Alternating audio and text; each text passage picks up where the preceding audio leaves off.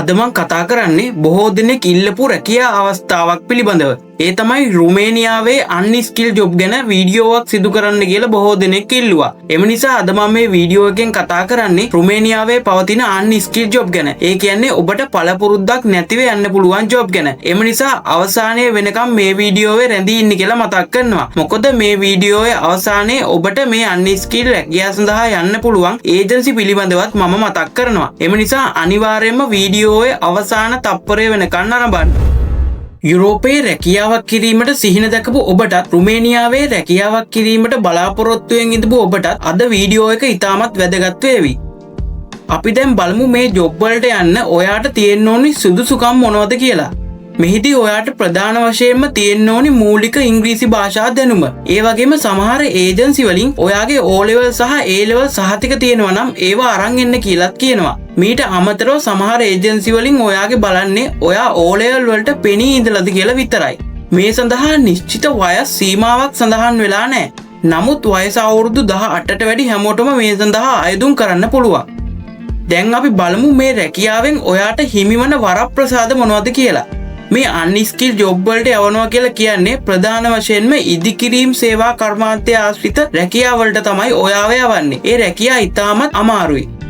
ඔයාට හම්බෙන වැටුප ගැන සඳහන් කරනවා නම් සාමාන්‍යයෙන් ලංකාවේ මුදලින් දල වශයෙන් රුපියල් 1,40,000ත් රුපියල් 2,80,000ත් අතර පරාසයක විහිදුණු වැටුපක් ලබා ගන්න පුළුවන්.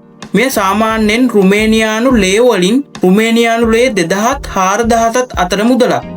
ආහාර හා නවාතැන් නොමිලේ හම්බෙනවා. ඒ වගේම වෛද්‍ය රක්ෂණයක්ද ඔයාට නොමිලේ හම්බෙනවා. මීට අමතරව ඔයාට ආපසු මේ ගුවන් ටිකට් පතක්ද නොමිලේ හිමිවනවා. මේ සඳහා වීසා කාලය අවුරුදු 2යි. එය ඔබට නැවත අලුත් කරගන්න පුළුවන්. මේ රැකියාවල රැකියාවේ ස්වභාවය ගත්තොත් සාමාන්‍යයෙන් සතියකට දවස් 6ක් ඔයාට වැඩ කරන්න ඕනි.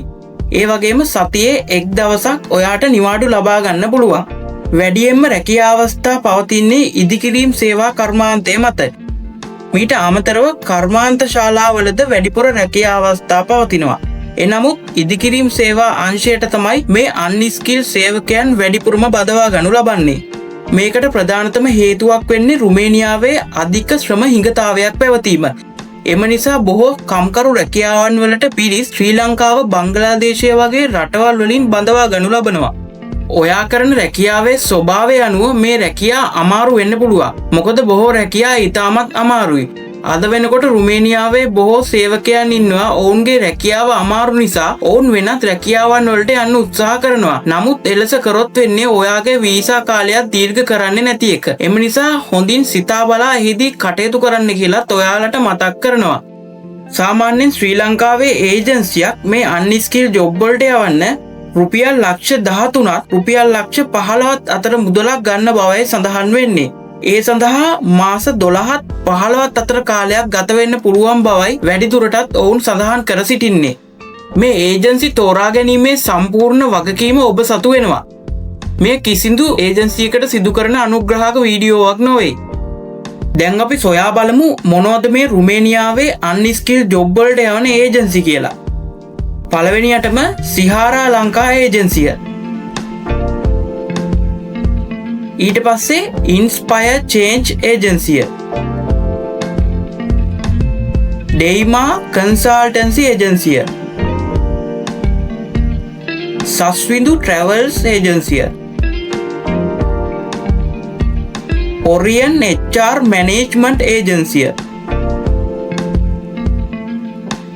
මාකෝ පෝලෝ ඒජන්සිය. නිරෝ එන්ටර්ප්‍රයිසස් ඒජන්සිය. සුහාරා ෆොරින් එම්ප්ලොයිමන්ට් ඒජන්සිය. මාතා ඒජන්සිය. ට්‍රැවල් වයිඩ් ප්‍රයිවට් ලිමිටඩ් ඒජන්සිය. Sky Europe job ඒජන්සිය.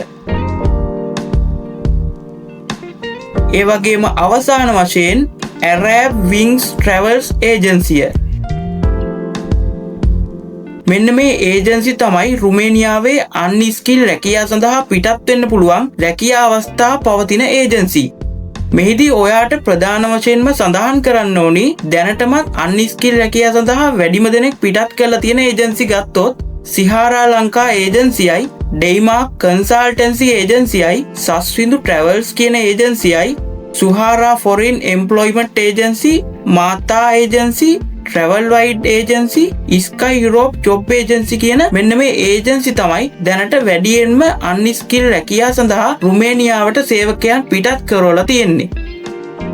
සාමාන්‍යයෙන් මේ අන්ස්කිල් රැකියාව සඳහා පිටත්වීමේදී අද පවතින මේ දැඩි අධික තදබදය නිසා මාස 12ත් මාස 15ත් හෝ ඊට වැඩි කාලයක් ගතවන්න පුළුවන්. එම නිසා ඔබට දිගු කාලයක් බලාගෙන ඉන්නත් සිදු වෙනවා.